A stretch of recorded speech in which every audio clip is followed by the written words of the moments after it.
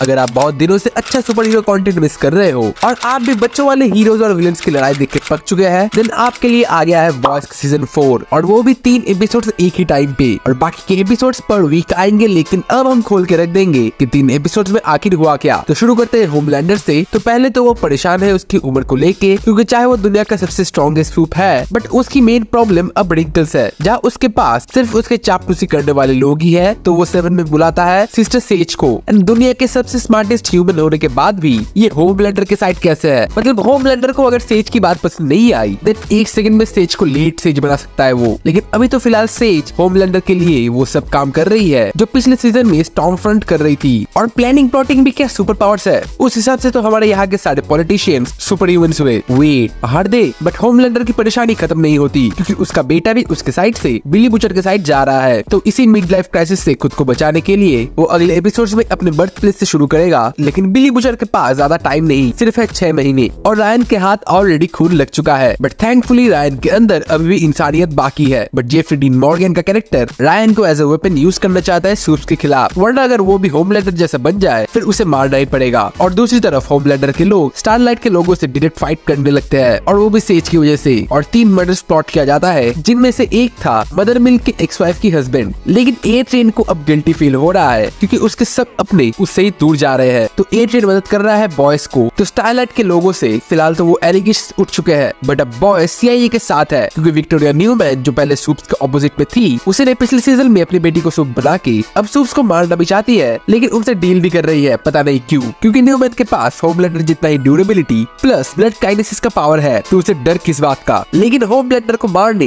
Victoria Newman JNV वाले virus पे काम कर रही है, क्योंकि करंट लेवल पे वो वायरस कैपेबल नहीं है होमलैंडर को खत्म करने। तो कॉमिक्स में जैसा होता है कि होमलैंडर का क्लोन रहता है ब्लैक नॉयर के मास्क के पीछे, तो पिछले सीजन में ब्लैक नॉयर को मारने के बाद अब ब्लैक नॉयर के मास्क के पीछे असल में कौन है वो अभी तक बताया नहीं गया। बट सारे कैरेक्टर्स को अपनी इंडिविजुअल स्टोरी दी गई है। जहाँ एमएम परेशान है उसकी बीवी कैसे होमलैंडर के चमचे के प्यार में है, क्या उसका डिक बड़ा है, और फ्रेंची भी मिमिको को छोड़ के अब एक ऐसे बंदे से इश्क लड़ा रहा है जिसके पेरेंट्स को फ्रेंच ने ही मारा था। एंड ह्यूई के बाप को ब्रेन स्ट्रोक हुआ, बट बंदा मरते वक्त अपनी बीवी के नाम सब कुछ कर गया, जिस बीवी ने उसे अबैंडन कर दिया था। और सिर्फ यही नहीं, होमलैंडर पे स्पाई करते वक्त ह्यूई पकड़ा गया, जो कि ए ट्रेन ने उस सिचुएशन से उसे बचा लिया था। अब स्टारलाइट को अपना सूप आउटफिट नहीं पहनना, बट इसी वजह से स्टारलाइट के फैंस भी उससे भूल रहे हैं। और एशली अभी तक तो सीईओ थी वॉट की, बट अब सेज उसकी जगह आ गई, तो उसे भी अपना बदला लेना होगा। और वॉट की न्यू सूप फायर क्रैकर, जिसका हेट भी अलग है, जिसके स्टोरी में विलेन स्टारलाइट है, क्योंकि छोटी एनी ने छोटी फायर क्रैकर को स्लट बोल दिया था, और भी कई सारी चीजें जिस वजह से उसका चाइल्डहुड फक हो चुका था। सो फायर क्रैकर क्यों 7 के साइड में है ये तो क्लियरली बता दिया गया। और बॉयज आगे क्या करेंगे, उनका टारगेट कौन होगा और उनका प्लान क्या है, वो अभी तक बताया नहीं गया। बट मुझे एक बात जानना है, प्लानिंग प्लॉटिंग कब से सुपर पावर्स हो गई बे? वेट, क्या ये बैटमैन को रेप्लिकेट कर रही है?